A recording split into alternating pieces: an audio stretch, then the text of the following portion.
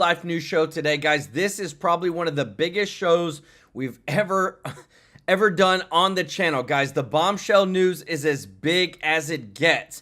So we know that everybody's coming after Trump. Well, President Donald Trump, full name, has filed a lawsuit under the Civil RICO statute against all the Russia Gate conspirators. And guess who is leading the charge? Our boy Kash Patel, guys. This is about as big as it can get. Say it again. President Donald Trump has filed a lawsuit under the Civil RICO statute against all of the Russia Gate conspirators. We've got everything, guys. This is huge. I want to show you right now we have had active members of Congress that are exposing crucial evidence pertaining to the high-ranking individuals in the Democratic Party tied to all of this collusion, conspiracy, corruption. We have word from President Donald Trump and Chairman Jim Jordan that investigations and probes into the newly found evidence by our National Intelligence Director, Tulsi Gabbard, that we have paper trails leading back to these high-ranking individuals. Also, we just got word that Senator Ron Johnson, because guys, it's all coming together. Like, if there was anything that was happening today, it is this. We have word, this broke just a couple moments ago. Senator Ron Johnson said feds are actively destroying crucial Epstein records, 9/11 records, COVID-19 records, and JFK records. This is the stuff that you cannot make up. The fraud, the corruption is so real, but we've got to show you something to literally bring in everything. Guys, this is insane. The Durham report, all the Hillary Clinton emails, everything. Trump has now filed this lawsuit under the Civil RICO Act against all the Russia Gate conspirators. Leading the charge is our boy Kash Patel. Let me know your thoughts in the comments, guys. Are you ready to see some dang accountability? Finally. Lawsuits are coming. This is huge. People are going to get arrested. And not only that, guys, listen to this. Absolute proof that New York Attorney General Letitia James knowingly committed mortgage fraud. We have the documents. She legally certified she would move into a small apartment complex. She never did. The owner-occupied residences save you hundreds of thousands of dollars in interest. She is cooked, guys. We literally have so much that is happening right now. I cannot wait to show you. But guys, I'm telling you, the left is losing it. A white male, reportedly a Democratic activist wearing a surgical mask in D.C. restaurant, stole DHS Secretary Kristi Noem's purse. And the Democrats are now saying, what? So what? This is literally DHS Secretary Kristi Noem's purse. Could contain all kinds of stuff. Like, guys, this is insane. So the biggest news is President Trump has filed a lawsuit under the Civil RICO statute against all the Russiagate conspirators. Guys, what a show we've got for you today. I hope you got your popcorn. Show me in the chat, guys. We've got a show for you today. I want to say thank you to everybody who is watching, to all of our subscribers, all of our viewers. Guys, thank you so much for your support. If you're not subscribed, please consider joining our family here at TrueLife News. Guys, we want to serve you, guys, and bring you the best shows ever. All the value, all the truth, all the receipts. Want to say thank you to everybody that is a member of the channel. And thank you to everybody that gives a super chat donation, guys. We will be doing our donation big tomorrow, live on stream, to the local charity with your support. When you're a member, when you give a super chat, we use this money, we partner with you, and we give back to local charities live on stream. But if you don't mind doing me a huge favor of hitting that thumbs up like button, guys, this is about as big as it gets. We've been waiting for this for a long, long, long time. From our boy, from the words himself, Kash Patel. Listen to this, because this is huge. I want to ask your thoughts on the news yesterday. We didn't touch on this at all. Donald Trump filed a lawsuit yesterday. Yeah, and it's probably, hopefully he's not listening, it's his best one yet. No. Oh, is that right? I think so. It's the most conclusive, comprehensive lawsuit. It's basically if you took the Russiagate investigation, which Jevin and I ran, and looked at it from a criminal perspective, what Donald Trump has done is said, okay, how do I encompass everyone from Comey, Clinton, Clapper, Brennan, and all the whole DNC crew on down? How do I get them civilly in federal court? And the way you do it is you utilize this thing called RICO, Racketeering Enforcement and Corrupt Organizations. We used to prosecute gangs under RICO statutes criminally. Cartels, you're right. But what most people don't realize is RICO also has a civil function. So what he did was he took the RICO statute, which is permissible under by law, and said these guys orchestrated the largest criminal enterprise in U.S. history, but I'm suing them on my civil side of the house for, I don't know, $75 million. The whole point, right, is to get to discovery. Yes. Well, then also civil can lead to criminal. Absolutely. Yes. But I think John Durham's got that covered. We can talk about that later. But I think what the president wanted to focus on was finally say, I'm not going after onesies and twosies here. I'm bringing everybody in, one federal lawsuit. Everybody's got to go to the table as a defense. Boom, baby. Guys, is this not crazy, guys? Let me know your thoughts in the comments, guys. I'm ready to see some accountability. I'm ready to see people go to jail that have wrongfully did things to Trump and to other people, and they should be in jail, guys. So just being objective, do you think this has a chance of... Yes. Walk us through why? Because, I mean, we've just kind of been so used to be cynical. Sure, right? and you know we talk about how hard it is for defamation and when you get deplatformed and all that. This is totally different animal. What he did was figure out a way with his team of lawyers to say, okay, how can we encompass everybody? And the only real way to do that is RICO. But is there a way to hold them accountable under that statute civilly? RICO permits that both monetarily with judgments north of $100 million, which he doesn't really care about. But if you find them at fault, the discovery process along the way is what's critical, because they're going to have to come in and say, no, Mr. President, we did not violate the RICO statute. We did not enter into an organized conspiracy against you to prevent you from being president. What? And then while you were president, we did not go up and illegally surveil you. And by the way, the great thing is, how are they going to get around? Guys, we're talking about the Clintons, the Obamas, the Bidens. Guys, the shifty shifts, all of them, guys. They all conspired against Trump. They all tried to keep him from being president. They all had a hand in the corruption against Trump. Around that. There's an inspector general report that says exactly what they did, and that's what Donald Trump brought civilly. And there's also Department of Justice filings, the revocation of the FISA warrants against Carter Page. How are they going to get around that? These are judicial rulings in place and concrete memorandum under oath that they can't dodge. Guys, do y'all see that, guys? Like, I'm telling you, this is about as big as it can get. And I want to show you something because, again, we have the evidence. They're digging deeper. Let me know your thoughts in the comments section because I'm telling you, it is about time that we get accountability. I've been waiting for something to pop up for a while now because, again, when we report all this stuff, we're always saying, like, well, who's going to get put in jail? Who's going to prison? What's going to happen? I want you to show you this because this is all, it ties it all together, guys. Obamas, Clintons, Bidens, everybody. Check this out. Fox News alert. It only took 4 years, but the Durham report is finally dropped. And he found out what everybody already knew. The whole Trump-Russia collusion story was a giant hoax started by Democrats. The FBI knew it was a hoax, the CIA knew it was a hoax, and Barack Obama knew it was a hoax. Everybody knew it was a hoax the whole time, but they acted like it was real.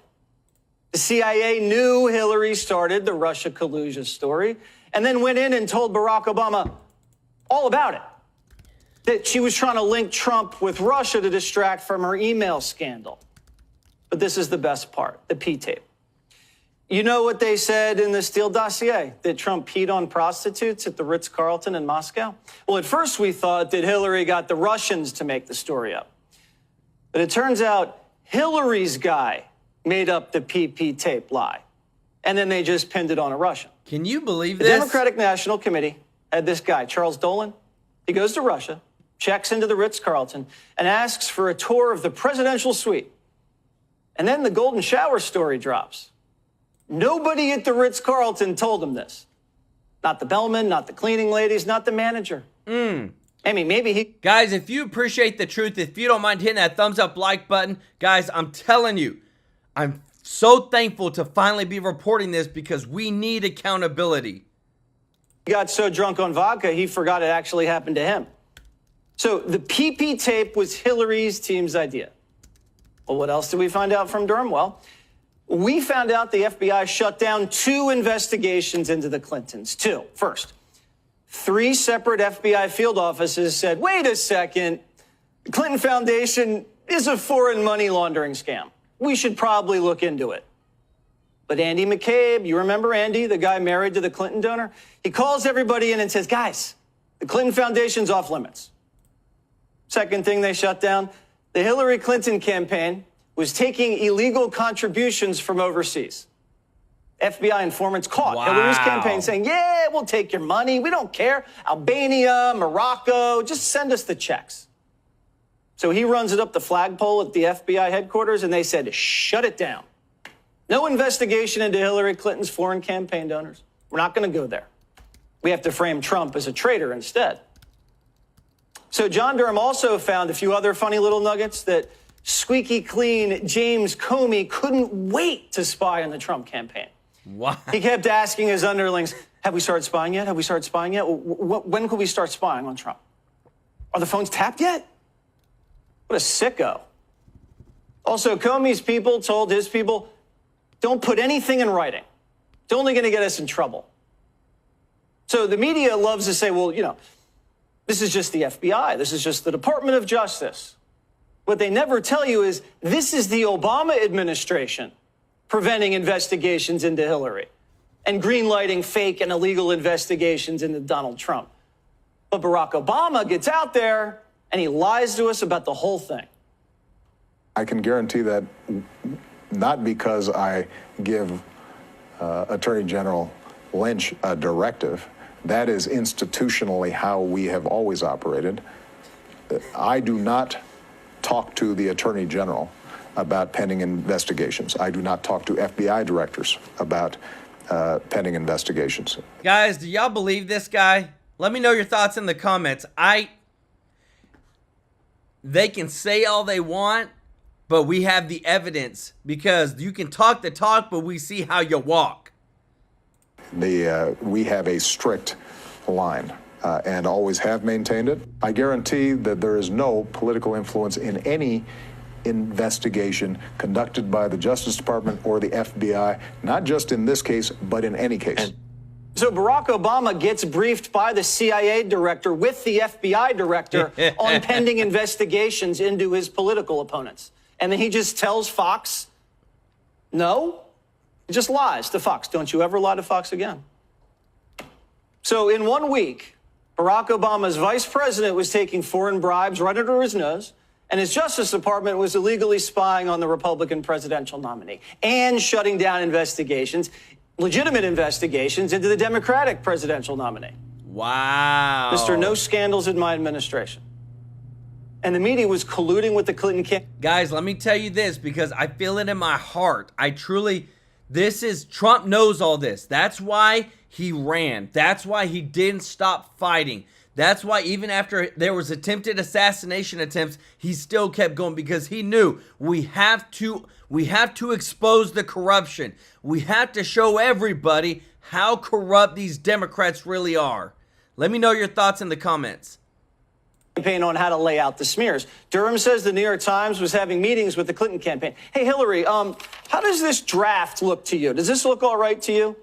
And Hillary's campaign was like, yeah, it looks good. You might want to add something, signing off on it. Remember, the New York Times got Pulitzers for this. So they get awards for fake stories, and Hannity gets nothing for telling the truth. He doesn't get like a plaque or anything. And not only that, the Biden administration obstructed the Durham report. A bunch of FBI agents loyal to Joe Biden and Hillary and Barack refused to cooperate with Durham. They wouldn't even sit down with them. They're still hiding stuff from us, still obstructing justice.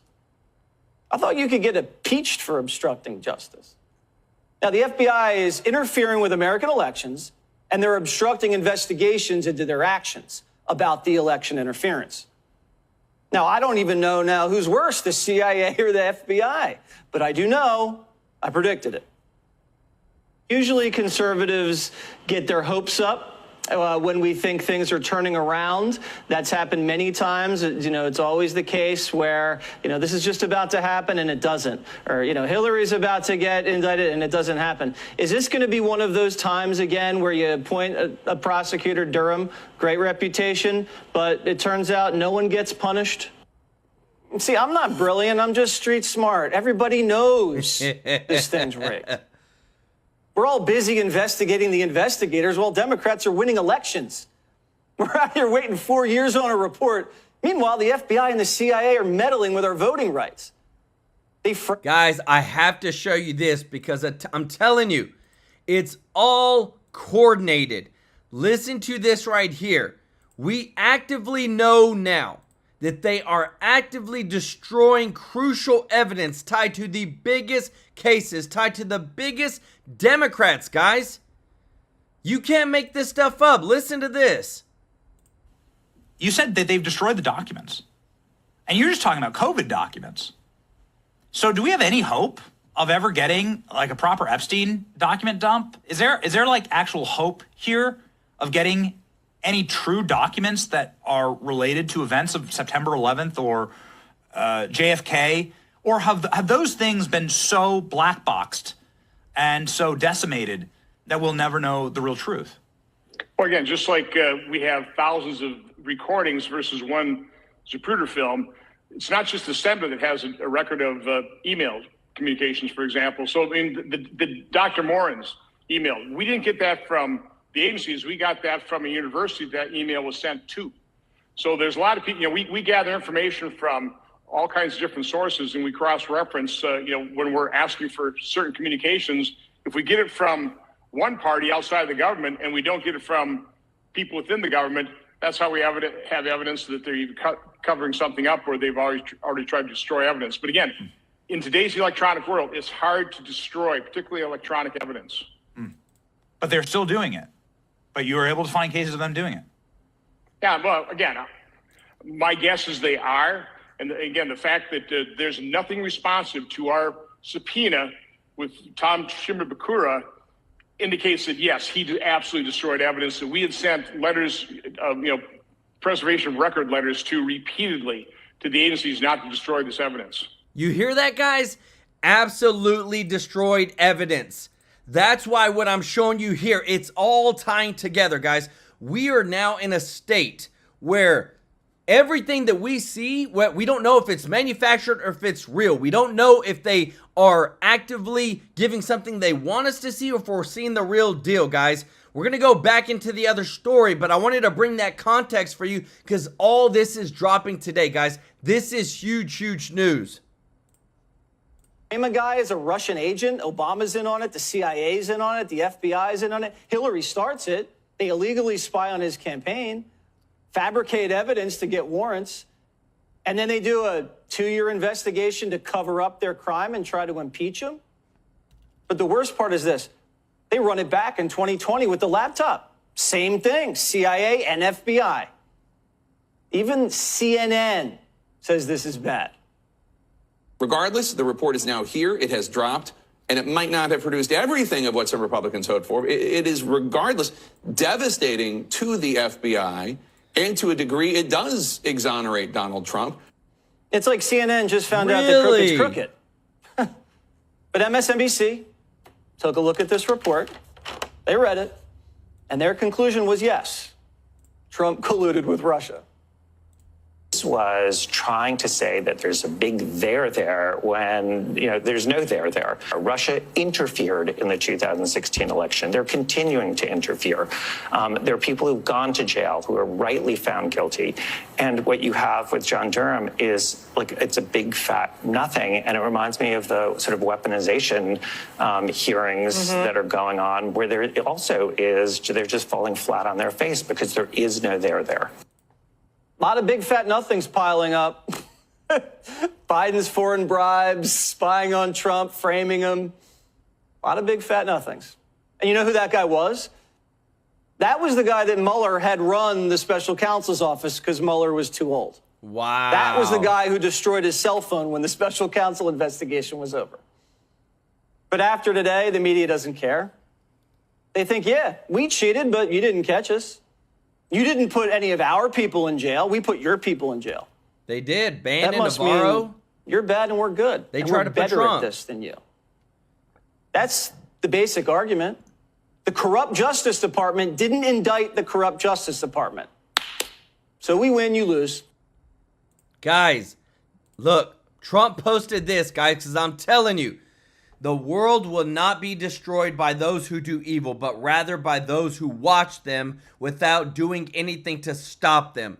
That's why Trump keeps fighting. That's why Trump keeps going, guys. If you appreciate this, if you don't mind hitting that thumbs up like button, thank you so much, April Green, for the super chat. Said, fear them not, therefore, for there is nothing covered that shall not be revealed, and hid that shall not be known. Amen. Summerman, thank you so much. Said it begins, let there be light.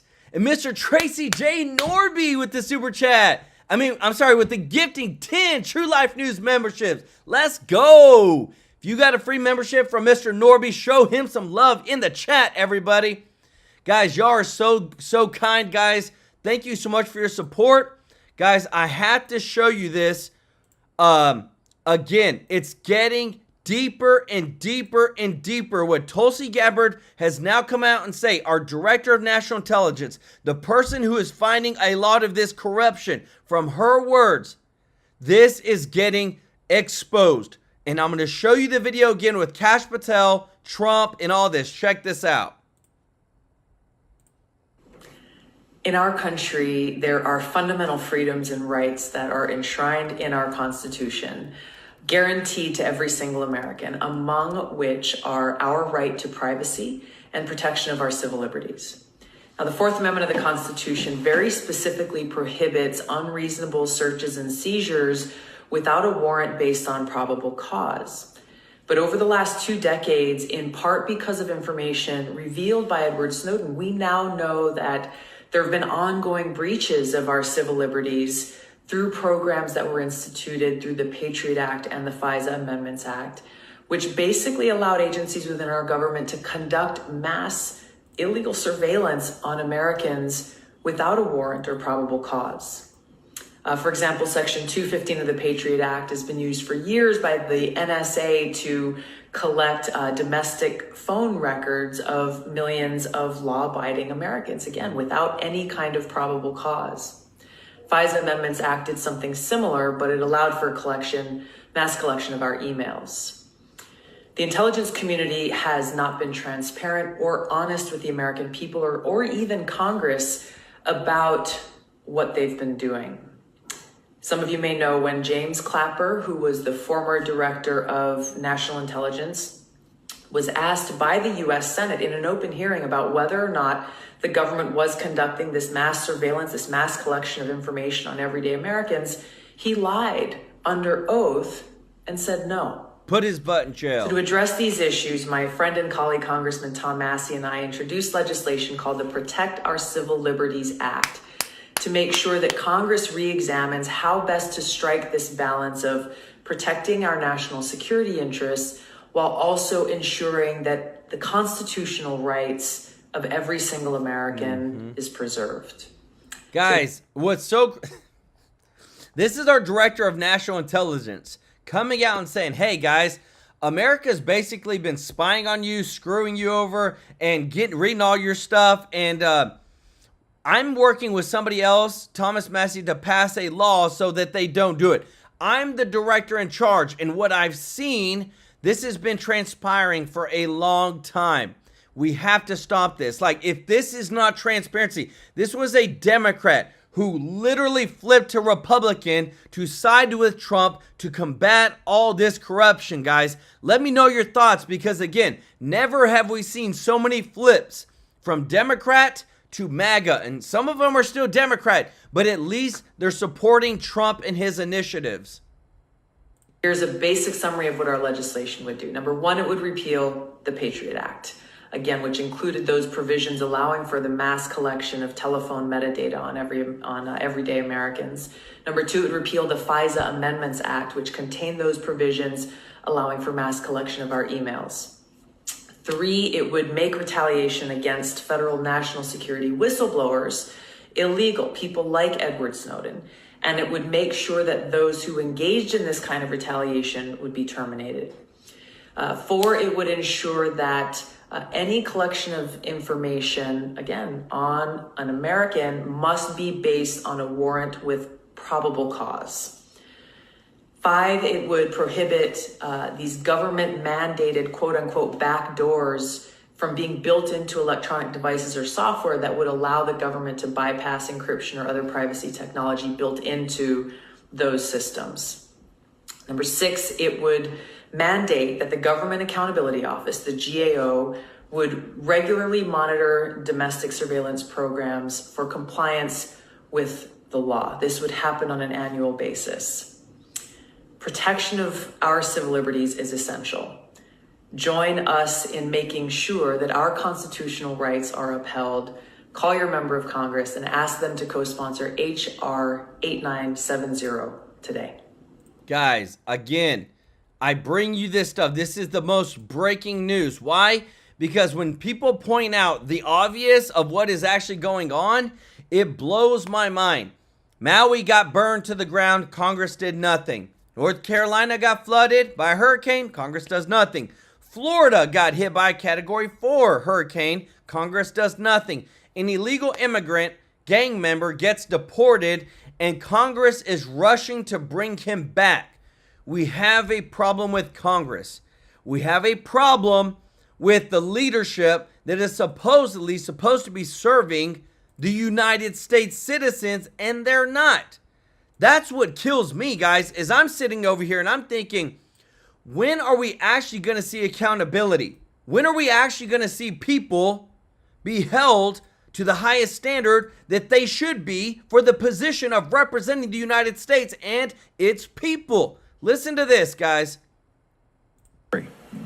They went after American citizens, Natalie Winters, by using other governments and transnational. Go ahead, ma'am.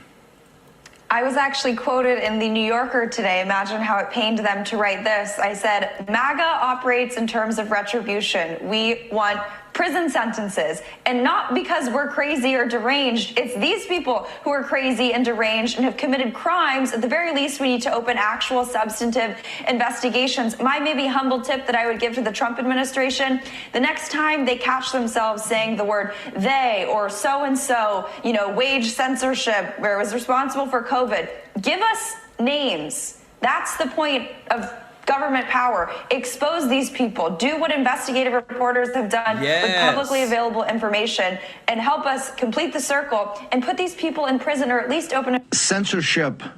Miss Winters, why is this a big deal right now? Well, DNI Tulsi Gabbard declassified, though the Biden regime had many censorship operations. I think one of the key ones, because they weaponized essentially every corner of the intel community, the NSC, the ODNI, the CIA, the FBI, the DOJ, but even I think more nefariously, the State Department and USAID. Hang on for 1 second. This is so big, I want to hit rewind for just 1 second.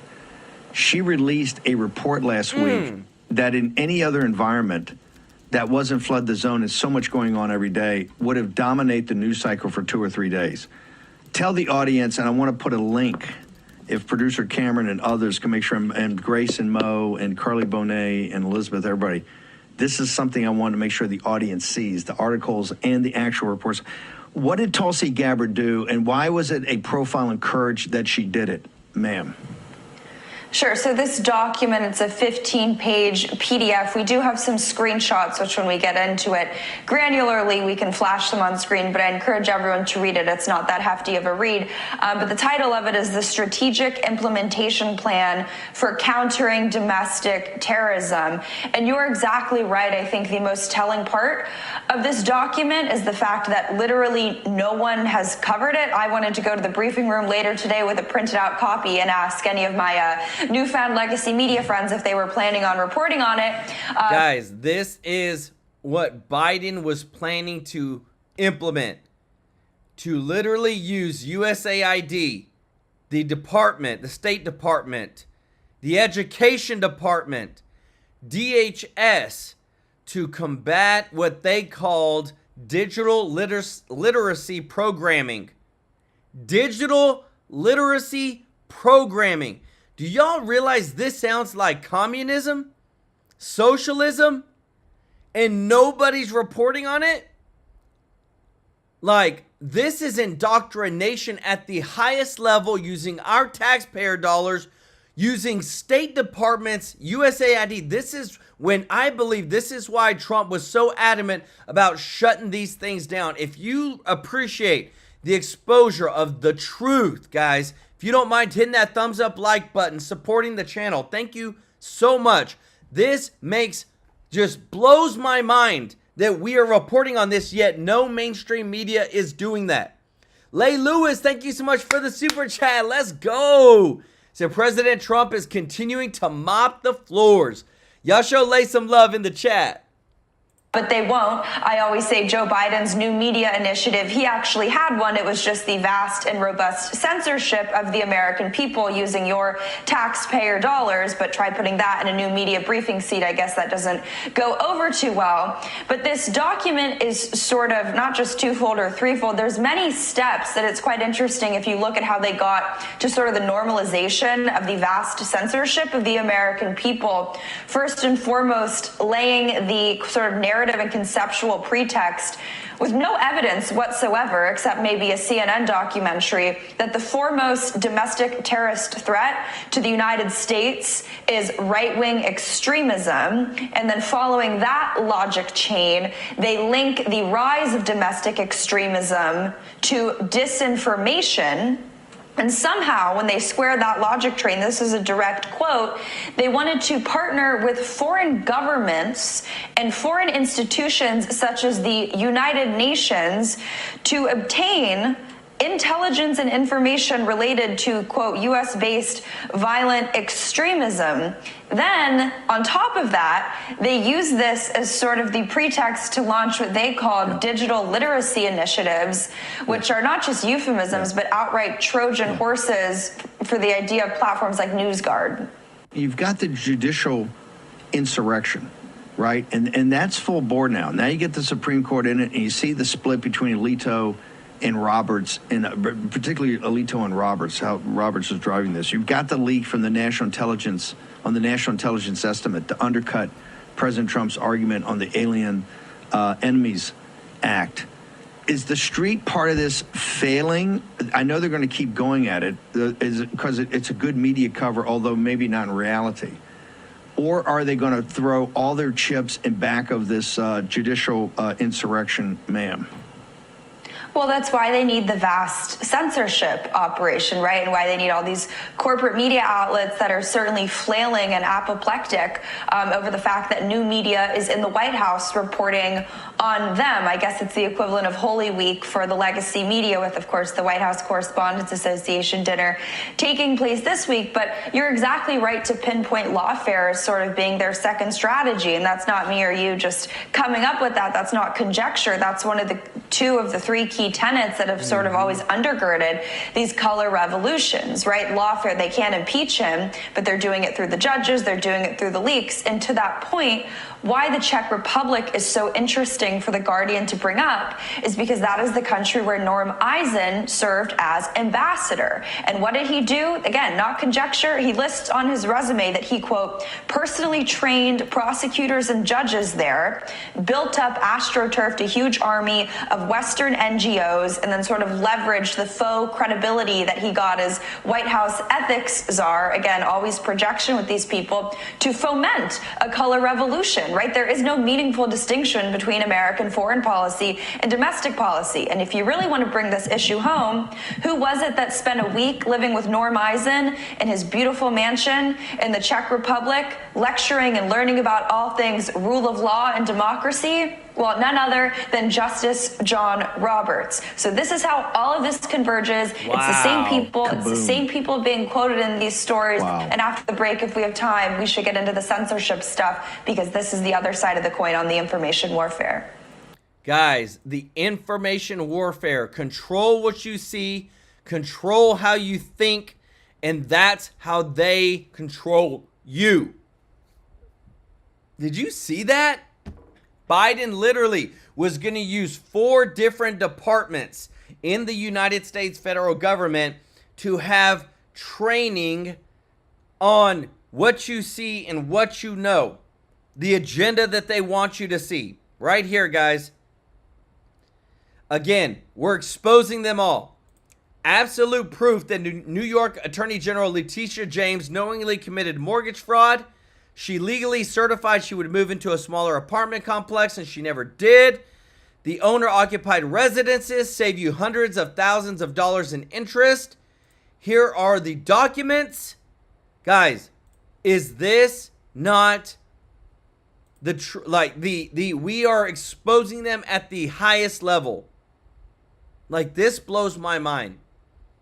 How in the world, because we just heard our director of national intelligence, Tulsi Gabbard, say they're bringing out these new bills. They want to go after all these because we need to be able to protect Americans' information.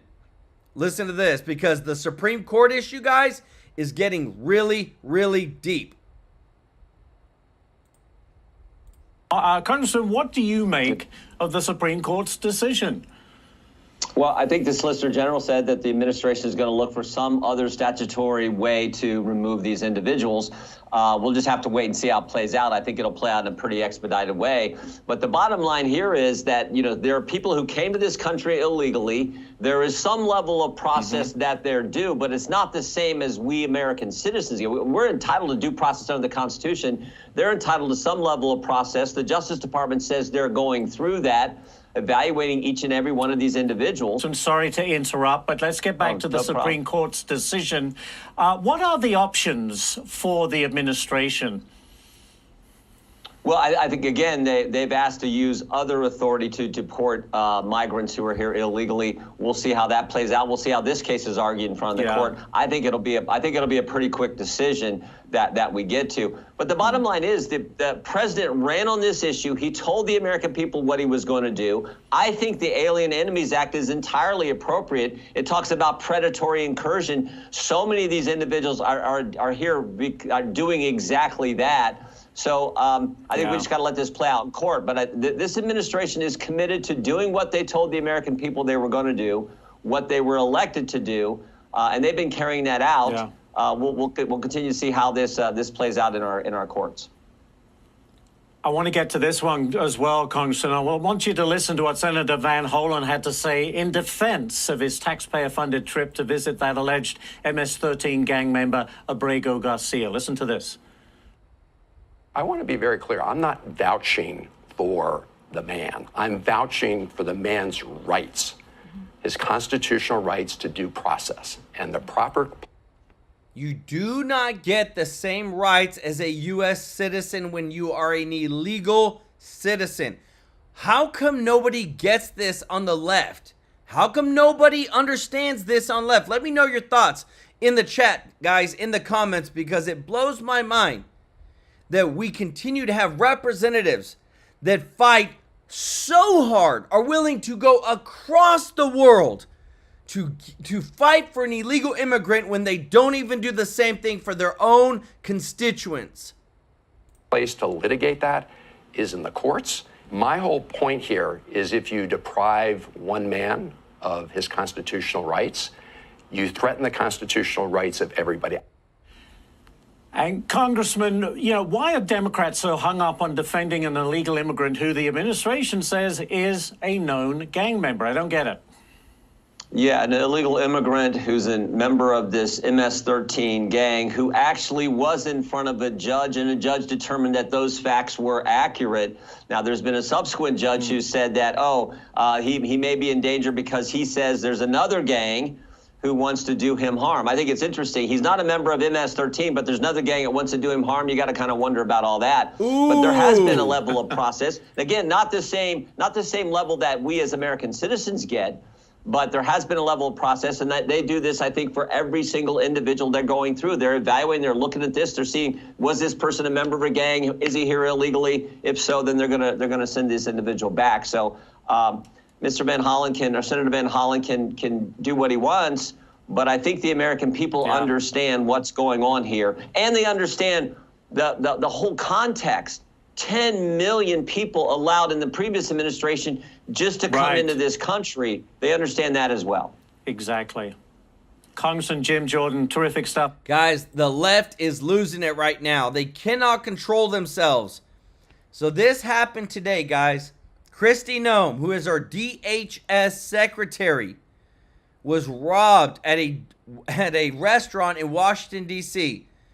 Stole her purse. She had $3,000 of cash inside, which that's a lot of cash to carry. I mean, it is. But regardless, this is how far the left is going. They do not care. This, guys, this is mind-blowing that it's like, dang, do we have to have Secret Service protection for every single cabinet member of Trump's cabinet? Because their lives could be in danger. What if we don't know if she was held up at gunpoint? We don't know if they had a knife on her. We don't, but we know that, wow, you're in Washington, D.C. and you're able to steal. Like, a lot of crazy stuff is happening. And I go back to Congress, guys. What the heck? Like, the people that are being put in charge, the people that were in charge, when we hold them to the account, they don't have a logical answer. And what I'm looking for, and I know you are too, is accountability. And are they someone going to jail? That's all I want to know. Listen to this. Is it really such a bad idea to deport people like the criminal who killed this young man? This is Travis Wolf. He was 12 years old when he was killed.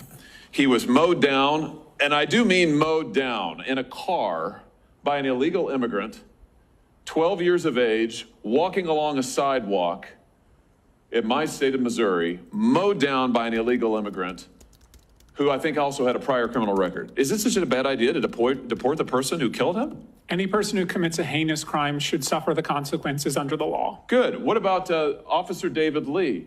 Officer David Lee was killed in Missouri just a few months ago by another illegal immigrant, once again in a car, who used it as a lethal weapon to ram him and kill him. Is it so wrong, such a bad idea to deport the illegal immigrant who killed this good man? Again, guys, if you appreciate the exposure of the truth, if you don't mind hitting that thumbs up like button, thank you so much for your support.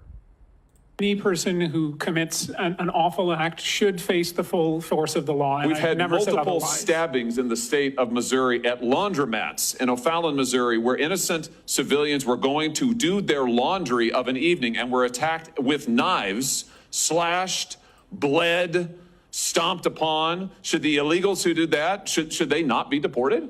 No, as I said, if you commit an offense, you should face consequences. But the overwhelming majority of the 13 million people here today We've had officers assaulted in Kansas City on the other side of the state who have been assaulted by illegal immigrants. One officer required over 100 stitches to the head, a police officer, earlier this year. Should the illegal immigrant who did that not be deported?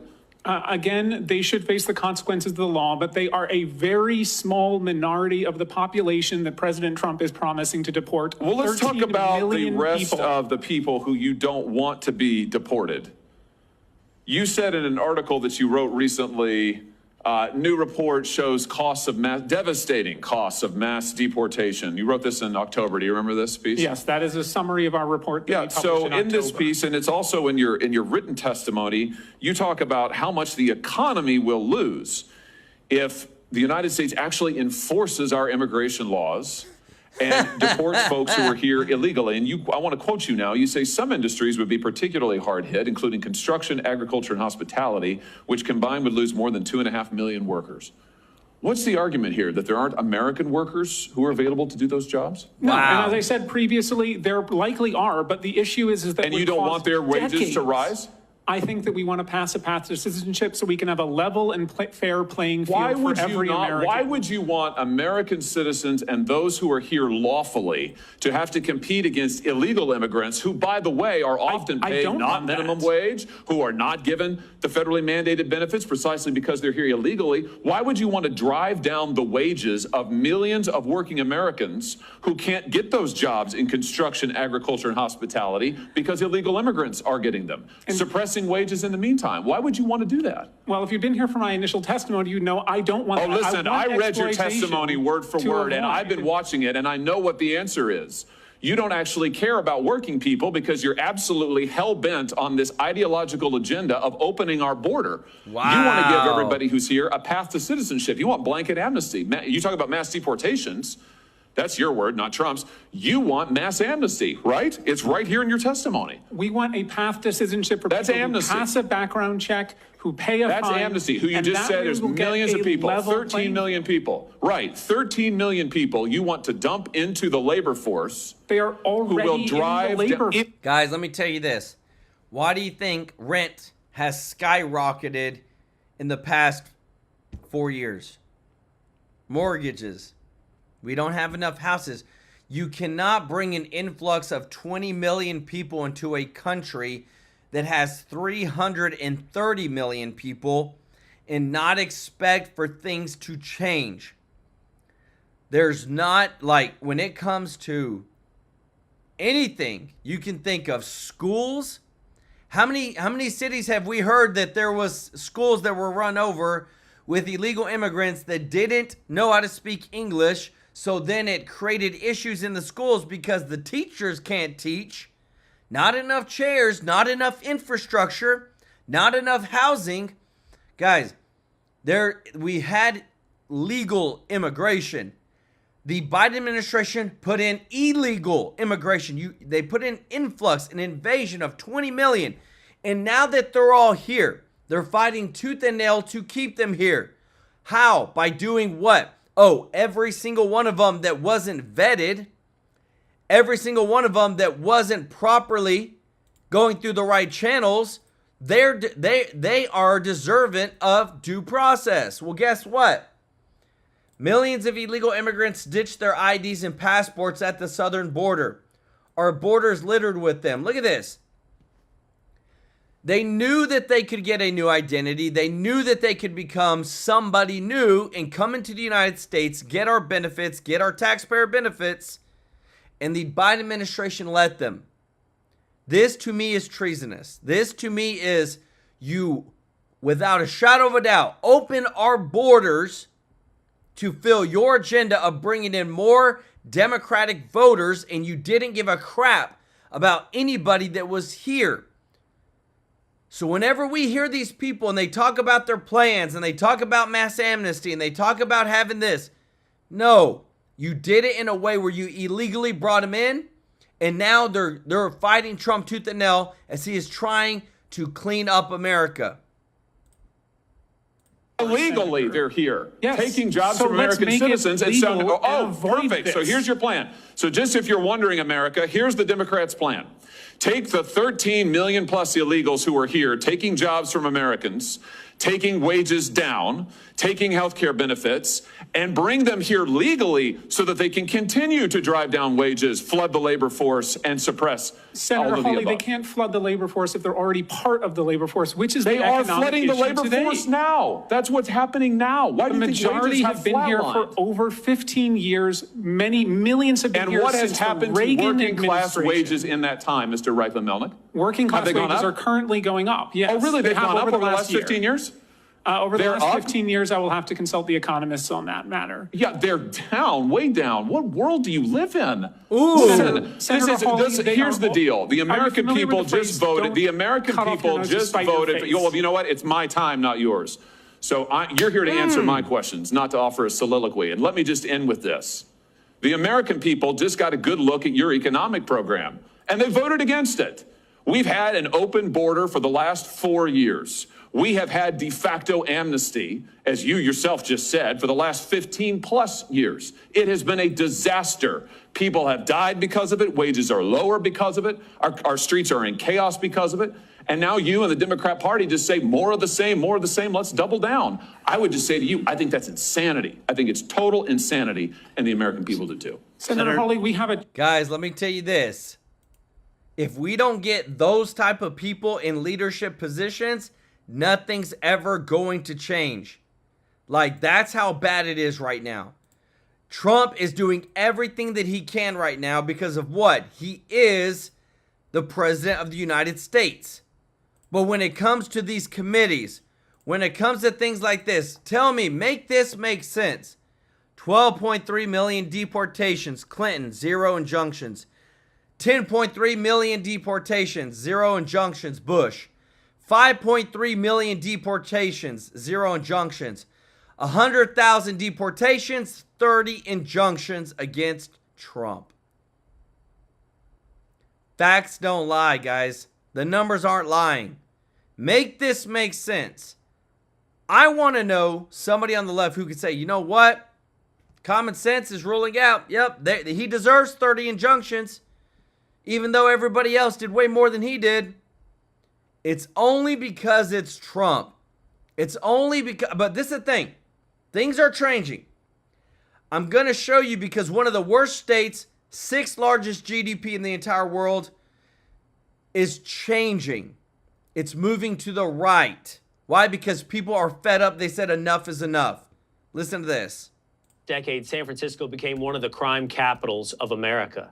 Criminals traveled from all over the world to the West Coast because they knew it was lawless. It was so obvious, even CNN reported on it. In the 30 minutes we were at this Walgreens,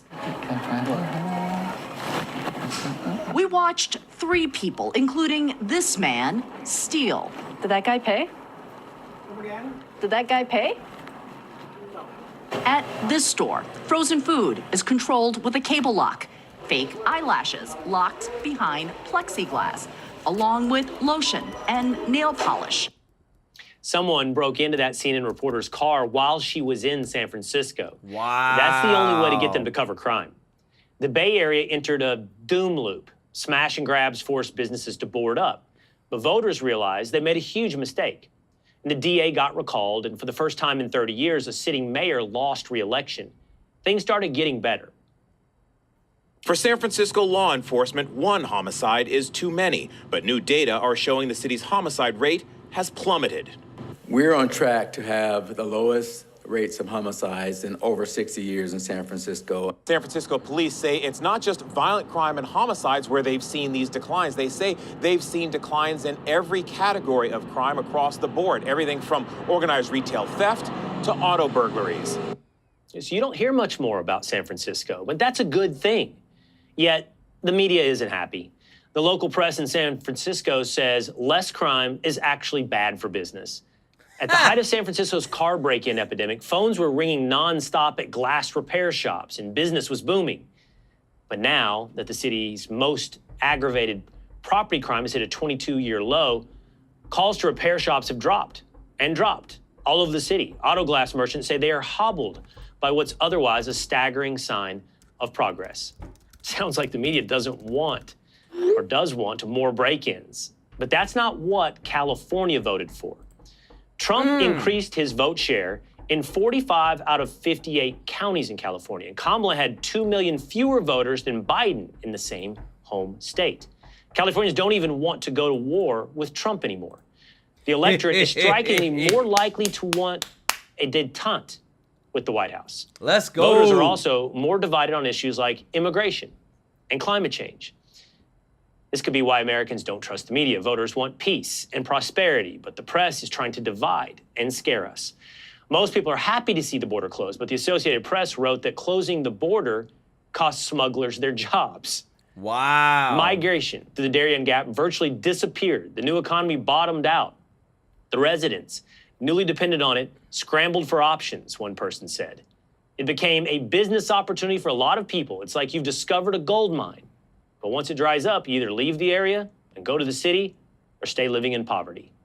The gold mine closed in the golden age. No more profiting off our pain. If the AP had sympathy for Americans instead of cartels, they'd have a little more credibility. And maybe Trump would let them back in the White House. Michael Schellenberger is the founder of Public News. Michael, great to see you. Great to hear about San Francisco, a city that you've covered extensively. Great to hear that it's on the mend. Yeah, I think we've hit bottom a little while ago and are on our way up again. I mean, who knew that if you had laws, enforced them, and prosecuted criminals, that crime would go down? I mean, who could have ever imagined that those things would work? And yet they have. You may also remember that voters here passed 70-30 laws that made fentanyl drug dealing a crime and that kind of shoplifting that you just showed in the segment a crime. So, you know, the expression, crime crime pays, crime doesn't pay. Crime only pays when you stop enforcing the laws, and that's what San Francisco and California had done. We still have a long way to go, though, Will, but it certainly feels like we've turned a corner now. You know, Michael, you heard some of those reports there from the AP and other sources almost bemoaning the fact in the drop of crime. You're a former man of the left. I don't think it's unfair to see a trend on the left of rallying to the side of crime, whether or not it's Kilmar Abrego Garcia and illegal immigration, or perhaps even the case we covered just a few moments ago of Carmelo Anthony in Texas. It just seems to be, anecdotally, but enough anecdotes strung together certainly become thematic, the left rallying to the side of crime.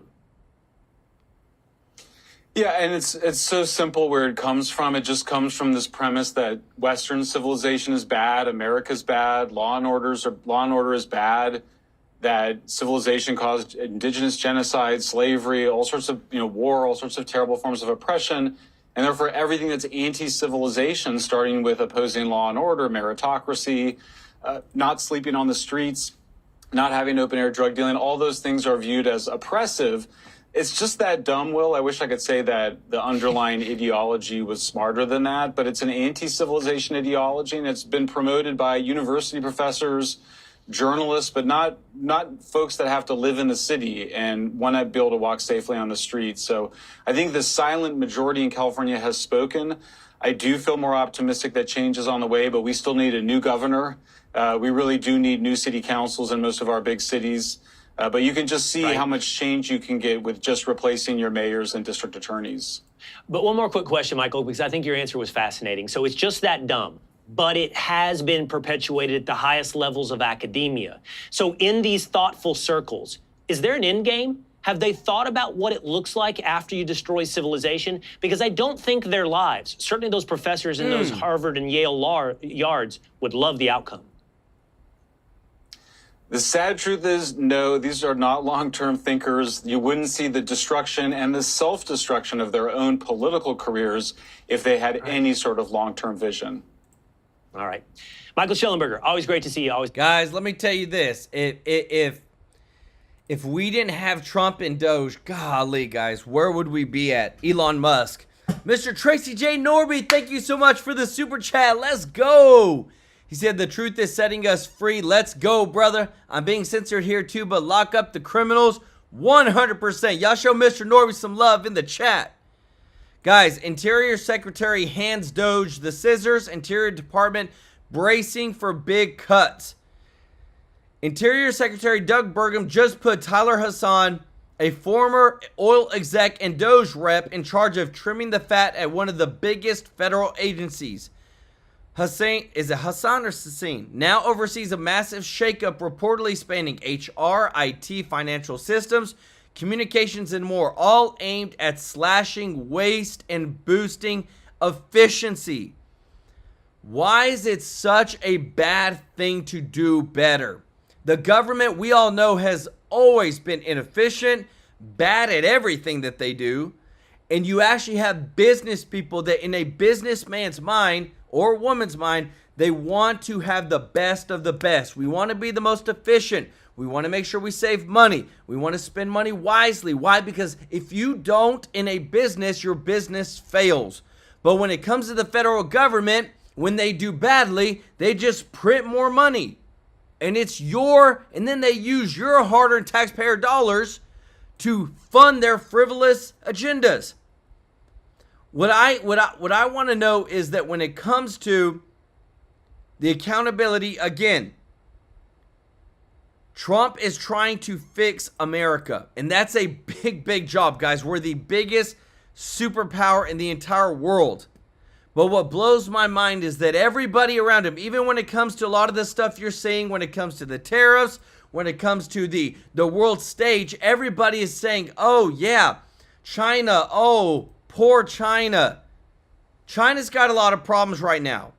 And what I hate is that we continue to see that people, just to spite Trump, are siding with China and illegal immigrants. Let me know your thoughts in the comments, guys. This is just insane. Check this out.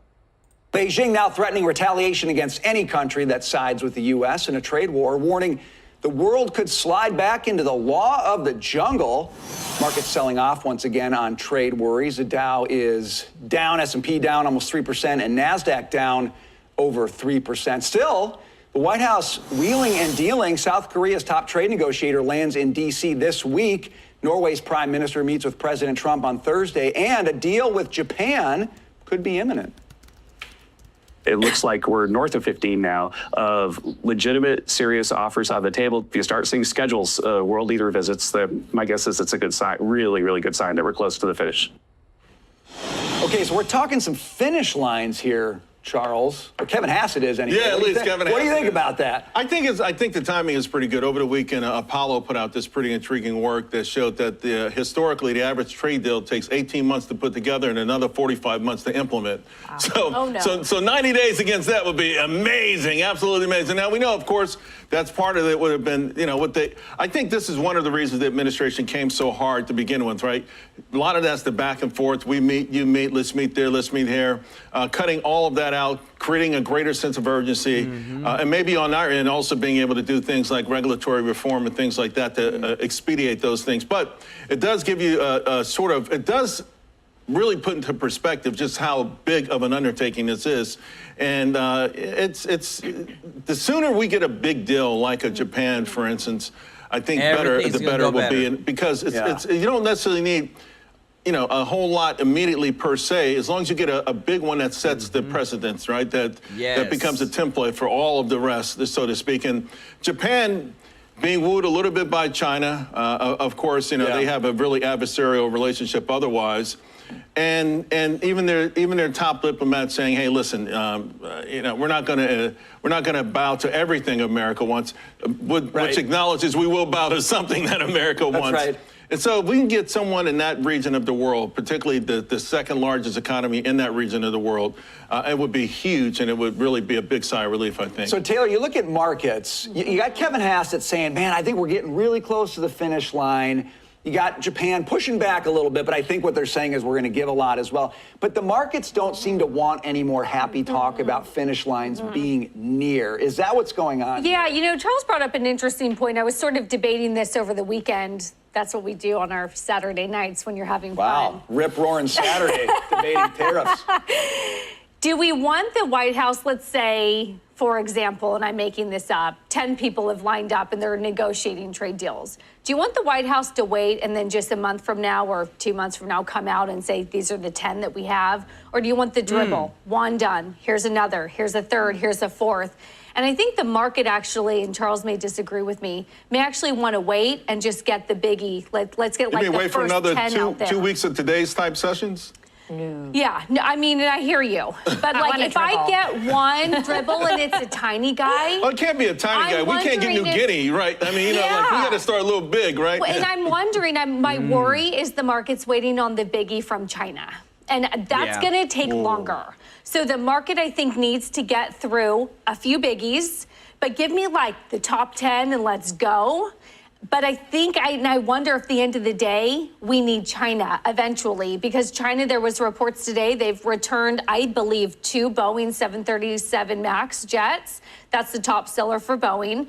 And reportedly, the government has told their airlines stop accepting delivery after the big tariffs. So again, not that would force anyone's hand. That's 2 Boeing jets. No one cares in the scheme of the world. But again, if China's the biggie, do we need to start to get closer to some of those? All right, so Jackie, we're talking biggies.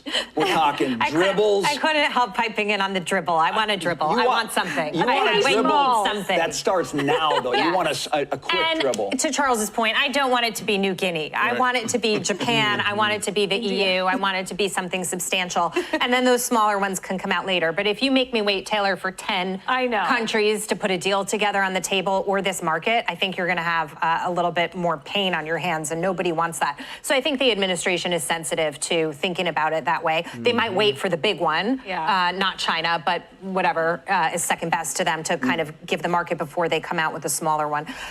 When I was thinking about this, and I was... Guys, again, I want to say this because this is, to me, super important, that right now the world is changing at the foot of the United States. Donald Trump is leading the charge to get America back on track. Is it going to be easy? No. But is anything worth having ever easy?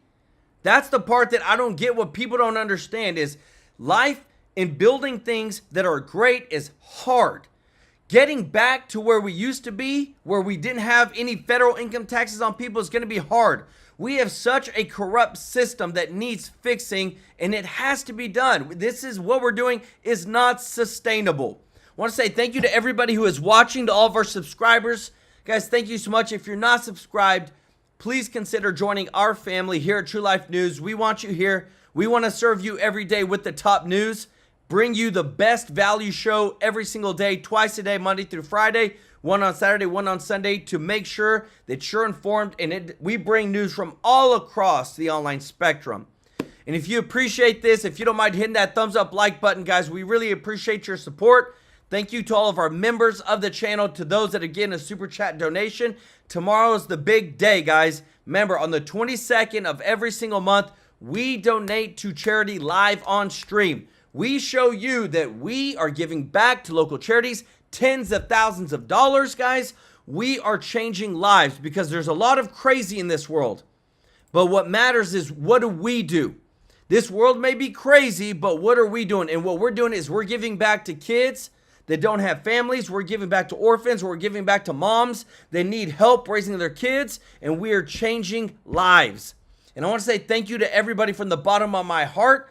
I want to give some love to April Green, Summerman, Mr. Tracy J. Norby, OG of the channel, B1 Sly One, let's go, Lay Lewis, Scott Matthews. Guys, y'all show them some love in the chat. Thank you so much for sharing these videos, for liking these videos. We're here to serve you. Lots of stuff going on. We just want to bring the truth. We love you. We thank you. We'll see you in the next one. Take care. Bye-bye.